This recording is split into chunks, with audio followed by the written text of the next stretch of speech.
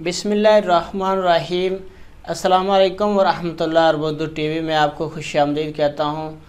International gold market में आज सोने की कीमतों में कमी के असरात सऊदी गोल्ड मार्केट पर भी नज़र आए। आजल वेबसाइट के मुताबिक सऊदी गोल्ड मार्केट में बुध को 24 कैरात 1 ग्राम सोने की कीमत 212 रियाल और 64 हलाला रही, जबकि 21 कैरात 1 ग्राम सोने की कीमत 186 रियाल और 7 हलाला रही। सऊदी अरेबिया में 21 कैरात सोने का इस्तेमाल सबसे ज़्यादा है। इसी तरह 18 कैरात 1 ग्राम सोने की कीमत 159 रियाल और 48 हलाला में फ़रोख्त होता रहा, जबकि 14 कैरात 1 ग्राम सोने की कीमत 124 रियाल और 4 हलाला रही। गोल्ड मार्केट में एक औंस यानी एक बिस्किट की कीमत 6,613 रियाल में दस्तयाब है। तो ये अहम अपडेट से गोल्ड रेट की सऊदी अरेबिया में सोने की कीमतों में जो उतार चढ़ाव आता है वो हम आपके साथ शेयर करते रहते हैं। वीडियो को लाइक ज़रूर करें।